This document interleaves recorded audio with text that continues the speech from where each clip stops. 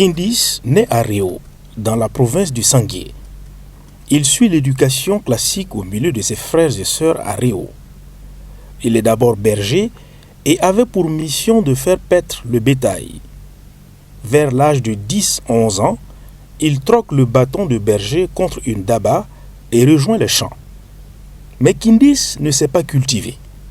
Il n'a aucune endurance.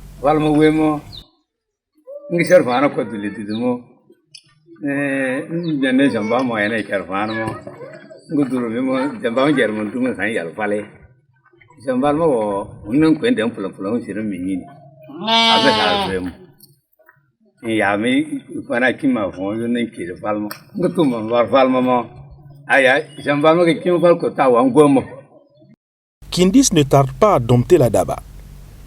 Il passe par ailleurs du temps dans la forge. Pendant les travaux champêtres, il se surprend à fredonner. À la maison, je commence à jouer ma poitrine et les autres dansent. Mes petites soeurs, mes grandes soeurs, ils dansent devant moi. Et ça a commencé d'abord comme ça. Comme beaucoup de jeunes voltaïques, l'appel de la lagune se faisait de plus en plus pressant. Et comme beaucoup de jeunes à l'époque, il fallait partir incognito. Pour aller en Côte d'Ivoire, il fallait fuir. Parce que les parents n'acceptaient pas qu'on aille là-bas. Parce que j'étais le plié de mon père. Il ne voulait pas que je le quitte. Mais vous voyez, quand les gens quittent en Côte d'Ivoire, ils arrivent, nous on regarde, nous aussi on veut aller. Kindis débarque en Côte d'Ivoire en 1979. Il s'adonne à des petits métiers pour vivre. Une visite chez son oncle un dimanche matin allait être le déclic. C'est mon papa qui est venu à Boaké pour opérer son pied. De Boaké, il est venu à Abidjan nous saluer. Il m'a dit un dimanche comme ça de l'accompagner son petit frère qui s'appelait Siriki parce qu'il ne vit plus. Donc arrivé c'est Siriki, on voit Siriki qui joue de la musique. Il a des instruments de musique, il joue. Mon papa lui a demandé, mais qu'est-ce Siriki? Toi tu fais la musique? Il dit oui. Ah que mais voilà, moi je fais la musique, voilà, mes enfants, ils ne viennent pas m'aider, et quand ça va devenir quelque chose, ils vont dire que c'est pour eux. Mon papa m'a demandé, que c'est vrai? Votre petit papa est en train de faire ça là, et puis vous ne venez pas l'aider? J'ai dit, moi je ne savais pas que Siriki faisait la musique. Kindis assiste son oncle et après 4 semaines, il commence à chanter. D'abord choriste, il devient soliste. Vite, il épuise le répertoire de Sidiki. Il lui propose de faire de l'interprétation des stars congolaises, mais l'oncle Sidiki refuse. Quand il chante les morceaux des autres, c'est pour avoir la voix, avoir les justesses des notes. Sidiki, j'ai vu qu'il n'était pas d'accord avec ce que j'ai dit. J'ai quitté Sidiki, aller à l'orchestre Inerga, à Djamé. Dans l'orchestre Yinerga, dirigé par Bado Blaise, il se fait rapidement remarquer. Il propose à Bado Blaise de faire un album. Mais celui-ci trouve qu'il est trop précis. Bado Blaise tombe malade et rentre au Burkina pour se soigner. Issa prend la tête de l'orchestre Yinerga. En 1988, l'orchestre Yinerga se prépare pour la SNC avec l'aide de Émile Bassonneau. Il faut un orchestre pour le compte de la diaspora et il fallait les départager. Alors, on est arrivé, il y avait nous, le groupe Inerga, et il y avait Prince Edouard Ouedraogo et son orchestre, Yamiel Benouene. Alors, vous savez, on ne peut pas terrasser un dinosaure du coup. Edouard, c'est un ancien. Alors, nous, on n'a pas pu passer. Non retenu pour la SNC, Kindis n'en démord pas moins. Il apprend qu'il y a un orchestre de Réau qui est retenu pour la compétition, le Lipia Star de Réau. Moi, j'ai dit, bon, les musiciens, qu'est-ce qu'on fait? On va y aller soutenir cet orchestre-là au nom de la province. Si on a eu quelque chose, c'est pour eux, ça va les encourager, les musiciens de Réau. Et c'est là maintenant, il fallait forcément avoir les moyens pour prendre le train à l'époque pour venir. Il n'y en a pas. Bon, Émile a grouillé. Il a dit qu'il avait des amis. S'il devait venir, il va nous mettre dans les véhicules Et pour venir, ça n'a pas marché. Donc, je leur ai dit, moi, ce que je peux faire, on va diminuer les musiciens. On va venir à 5. 5 personnes. Je peux payer le billet de train de 5 personnes. Et c'est ce que j'ai fait. J'ai dit, mais on va dormir chez moi, dans la cour de mon père. On ne va pas à l'hôtel. Hein. On n'a qu'à se mettre d'accord, d'abord à Abidjan, avant de bouger. Kindis arrive à mobiliser les membres de l'orchestre pour venir avec leurs propres moyens à la SNC. Ce sera aussi une occasion pour rendre visite au chef d'orchestre Bado Blaise, rentrer se soigner. Alors, on a grouillé, ils ont eu 3e prix, ils ont pris. Je crois qu'on les avait donné de l'argent. Ils veulent me montrer l'argent là. J'ai dit non, nous ne sommes pas venus pour ça. Nous sommes venus seulement pour vous aider. On est tous des fils et des filles de la province. Bon, les retours là, c'était vraiment un problème parce que Blaise même pleurait qu'il n'avait pas gagné le transport pour leur retour. On s'est entendu avec Ziba, qui était le DPBA à l'époque. On nous a donné les instruments des petits chanteurs au point levé. Voilà, on a réparé ça et c'est avec ça on a travaillé. Et Dieu merci, on a eu un peu d'argent. Et c'est ces sommes-là qui a fait que les Kindis là ont eu la chance de repartir à Abidjan. Cette expérience va fortement marquer Kindis, qui prend alors la décision de ne plus attendre. De retour en Eberni, Issa va solliciter de l'aide à son oncle du nom de Bado Gilbier, dit Suleiman, qui l'oriente à son tour vers son fils. Son fils a dit, oh, si papa, tu es d'accord que moi je finance ton oncle, je vais le financer. C'est dans ça, le jeune là m'a financé, il m'a donné 300 000. Muni de cette somme, il toque à la porte du studio de Prince Édouard Ouedraogo. Le 7 décembre 1989, il en ressort avec 4 titres, dont le titre phare donne son nom à l'album Dawenenye. Ce jour-là, on a vendu les cassettes là, plus de 5 000. Parce que c'était du jamais vu. Les Gourossi disent, depuis ils sont là, il n'y a pas une musique moderne où c'est chanté en Gourossi. C'est moi. Et le terme que j'ai utilisé, Dawenenye, ils ont dit mais c'est pas possible. Nawenenye, que c'est pas possible. C'est frappant. Le succès de ce premier album en Côte d'Ivoire ne se fait pas attendre. Kindis est alors de toutes les cérémonies, de toutes les fêtes, de Marcory à Adjamé. Il se fait découvrir aussi dans son pays natal, le Burkina Faso. Le seul Gourossi en Côte d'Ivoire a fait la musique Gourossi. Il n'y en avait pas. Et partout, s'il y a les cérémonies de Gourossi, ou un baptême, ou un mariage, c'est Kindis en tout cas tu présentes. 1990, dans la mairie de Koumansi. C'était son premier concert. Je suis allé avec mes parents parce que j'avais 6 ans. Et j'ai suivi pour la première fois un concert de ma langue, à Béné, parce que je chantais à Béné. C'était le tout début pour moi de voir un artiste Béné venir présenter un concert. En 1992, quand moi je venais juste d'intégrer le monde culturel, j'ai découvert des sonorités particulières. Quelqu'un qui avait une musique qui était beaucoup inspirée du Congolais dès le départ, mais on chantait à l'élé.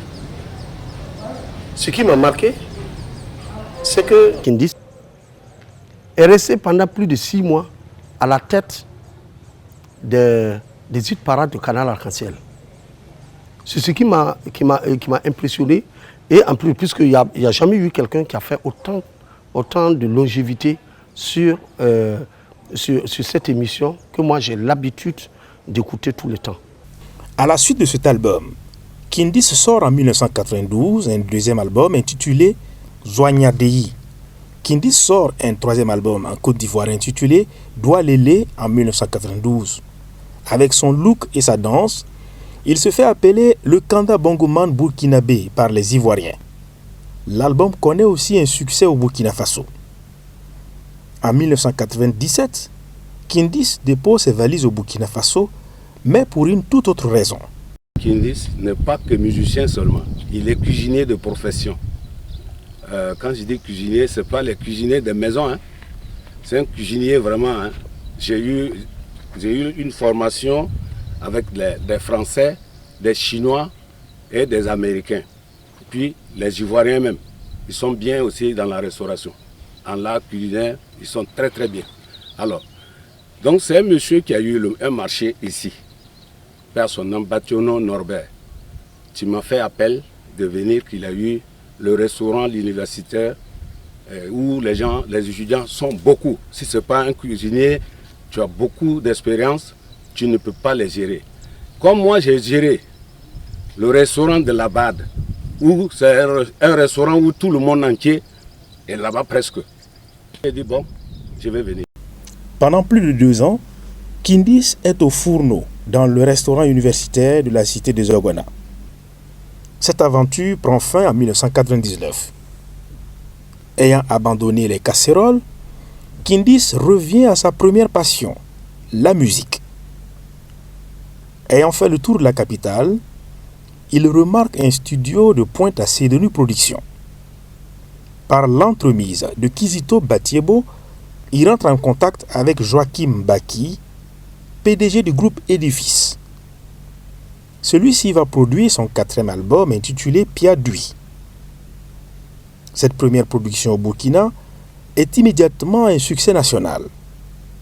Le clip tourné par Bado Claude avec Abdoulaye Komboudri, icône du cinéma burkinabé, lui donne un écho encore plus retentissant.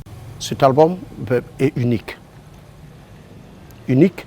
Jusqu'à présent, moi je pense que c'est l'un de ses albums les plus aboutis. Abouti sur le plan rythmique, sur le plan vision et sur le plan parole également. Bon, il y a d'autres qui m'ont traduit, mais même si je ne comprends pas l'élé, mais c'est l'un des albums les plus aboutis. Kindis se mue alors en producteur et va autoproduire les albums suivants: Bondomonien en 2004, Nidui Ouidien en 2007 et Bételin en 2010. Il fait aussi sa mue musicale en s'adaptant au temps, en chantant en français pour toucher un public plus large. Pour l'ensemble de sa carrière, Kindis a été récompensé de 2 Koundé. Le Koundé de meilleure chanson de l'inspiration traditionnelle. 2003, on me l'a donné. Alors, ça m'a beaucoup motivé d'aller plus fort que ça. Alors, en 2012 encore, j'ai sorti mon album. Je vois comment encore donner le même Koundé. Kindis a eu d'autres distinctions. Il a été fait chevalier de l'ordre du mérite des arts et de la communication. Des institutions privées et des personnalités lui ont aussi décerné des prix. Mais le plus grand succès de Kindis, c'est d'avoir fait connaître le binon, la danse de son terroir, qui mêle grâce et élégance, qui conjugue l'endurance et la souplesse. Et quand j'ai commencé ça, j'étais d'abord avec les Congolais aussi, j'ai joué avec eux. Bon, je dis non, mais pourquoi moi je ne fais pas musique dansante, musique commerciale, et que je pars faire, je pense qu'avec ça là, je peux peut-être arriver là où je vais arriver. Il y a un journal de la Côte d'Ivoire, journal ivoirien, Ivoire Soir, où ils m'ont mis, ils disent, est-ce que je pense que je peux décoller avec ce rythme-là. Binon, on ne connaît pas, puisque personne ne connaît Binon, même au pays ici, n'en parlons pas en Côte d'Ivoire. Mais j'ai dit, je vais risquer. Toutes choses là, il faut avoir d'abord l'amour. Il faut aimer d'abord la chose. Il a une identité artistique bien marquée. Il est parti des sonorités congolaises pour moderniser son binon, dans un premier temps, mais il a vite réussi le repli identitaire qui l'a ramené vers le terroir. Toute chose, il faut avoir des soutiens. Voilà. Des fois, quand des heures de service, je lui autorise de partir. Quand on va l'envoyer, il va partir. Ça s'est passé comme ça. Jusqu'à présent, il a été courageux. Effectivement, c'est vrai, Kindis a souffert un peu avec sa musique. Et comment? Et nous, on travaille de lundi et vendredi. On descend vendredi, samedi, dimanche. On suit, lui il sort, on le suit, on part, on l'encourage, il travaille. On quitte là-bas à 17h et puis on s'en va. Il n'y avait rien. C'est guitare sec et puis des cartons et puis des barriques qu'il jouait. Et Kindis, franchement, ça n'a pas été facile pour lui. Les Gouroussis ont commencé à me critiquer. Est-ce que moi, depuis que je suis né là, j'ai vu un Gouroussi faire musique moderne? Il dit, oh, c'est un totem, non? Il dit, si c'est ça, je vais voir. J'ai pris le train à venir ici, demander mon papa. Il dit, mais est-ce que Gouroussi, là, pour faire la musique moderne, là, c'est notre totem? Il dit non. Et c'est au prix d'énormes sacrifices que Kindis a réussi à imposer sa musique et son style. La longue carrière de Kindis a par moments caché sa double casquette, celle de chef cuisinier. Et cela remonte à son odyssée ivoirienne. Il y avait, comme nous autres, quand on va par exemple en Côte d'Ivoire, il y a du boulot qu'on peut avoir facilement.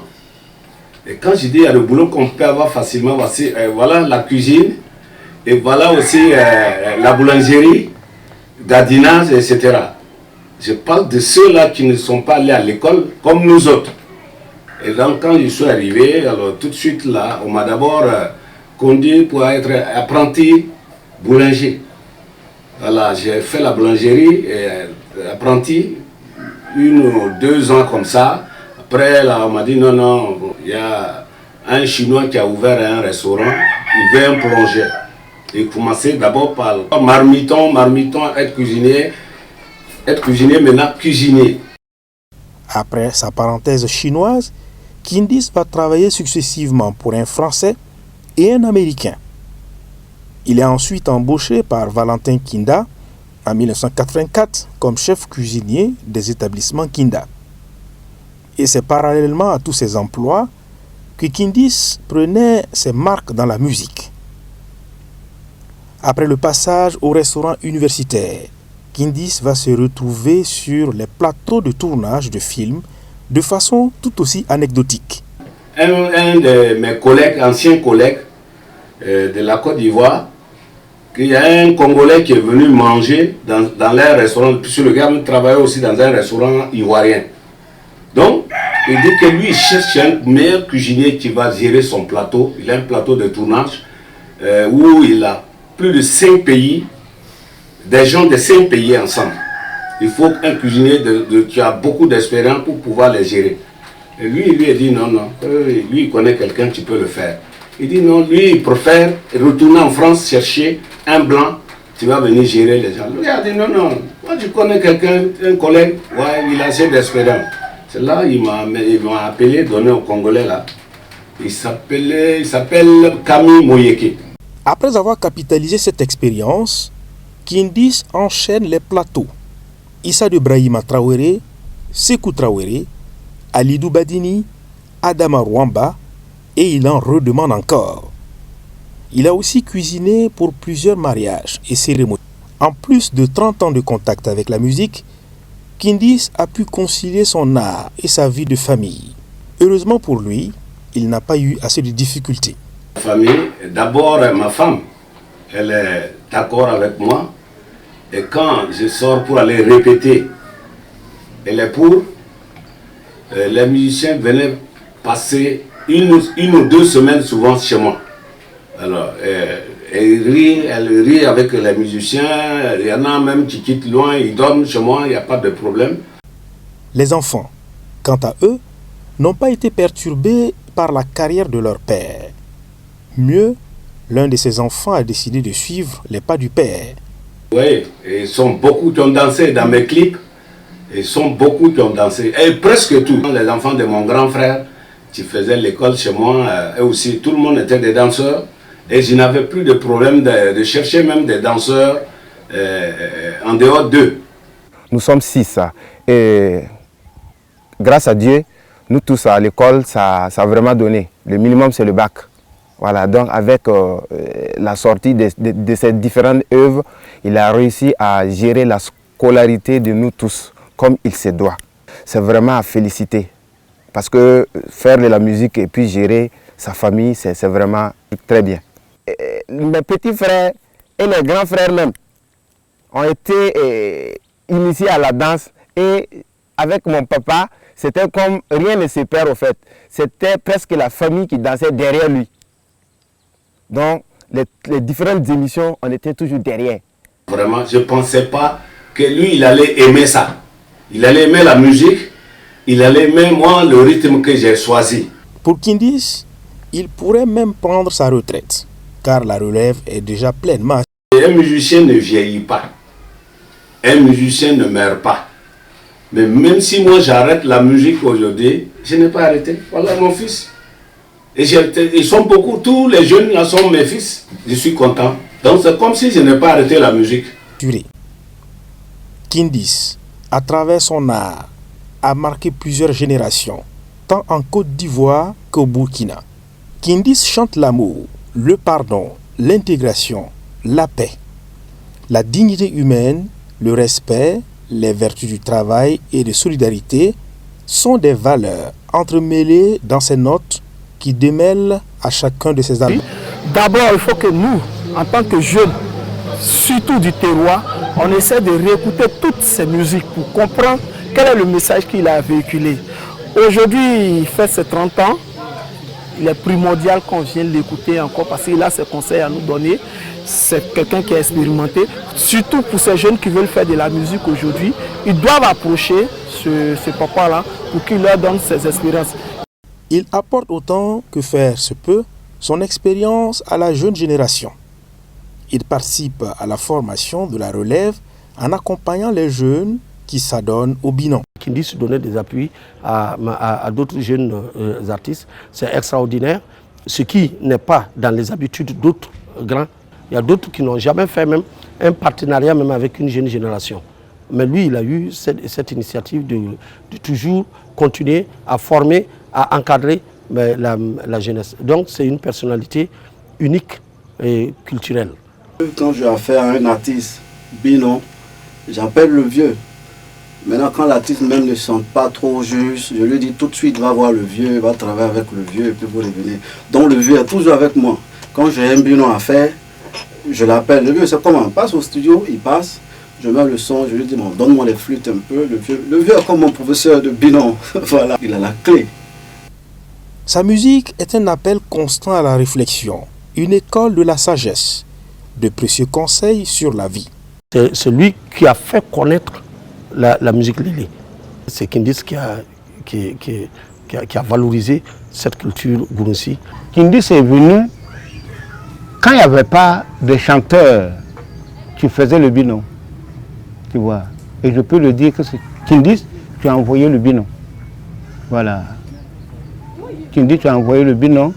Et Dieu merci, on a eu la chance qu'on a des petits frères, on a des enfants qui ont emboîté l'air. À travers ce qu'il avait déjà fait, pour tout enfant conscient et intelligent, n'est-ce pas? On ne réinvente pas la roue. C'était d'écouter ce qu'il avait déjà fait et puis de voir dans quelle mesure ajouter son petit Soumbala, si on peut le dire, pour donner une autre couleur. Mais à l'origine, il faut dire qu'il est le motivateur, il est l'inspirateur principal. Donc, du haut de ses 30 ans, il peut être fier parce que ça nous a beaucoup motivés, ça nous a inspirés et ça nous a orientés. Ça a ajouté de la valeur au binon qui était cette chose assez folklorique comme ça. En griffe, on pensait que non, il fallait aller au village, tam-tam, djembé et flûte. Mais on s'est rendu compte qu'avec lui, on pouvait ajouter de la guitare, de la batterie et tout ce qui va avec. Donc aujourd'hui, le binon se consomme, je peux dire, dans les boîtes de nuit, les maquis. Tout ça là, c'est lui. Et c'est parce qu'il y a eu 30 ans, n'est-ce pas, que la mayonnaise a assez pris. Mais comme une symphonie inachevée, la carrière de Kindis se nourrit aussi de regrets, de rendez-vous manqués. Kindis méritait plus de reconnaissance, plus d'honneur. Il a pu valoriser un pan important de la culture burkinabé qui dormait à l'époque. Il fait partie des artistes burkinabés qui, le plus souvent, on ne cite pas dans les médias, puisqu'il y a des artistes médiatiques. Il y a des artistes, eux, c'est le public qui compte. Voilà, il y a d'autres, on a eu beaucoup d'autres exemples qui sont là, mais Kindis fait partie de cette figure qui impressionne à chaque scène. Apporter le flambeau de toute une culture pendant près de 30 ans. Donc cela mérite une célébration nationale. Parce que ce n'est pas seulement un artiste qui a 30 ans. Voilà, c'est une revalorisation qui a été faite. Combien d'artistes se sont appuyés sur la dynamique Kindis pour pouvoir évoluer? Combien d'artistes qui se sont inspirés de ces rythmes, de ces valeurs, de cette valeur culturelle qu'il a laissée? Combien d'artistes? Le binôme a pu s'imposer, mais il reste un monument à valoriser, un trésor humain vivant à magnifier et tant de mélodies à immortaliser.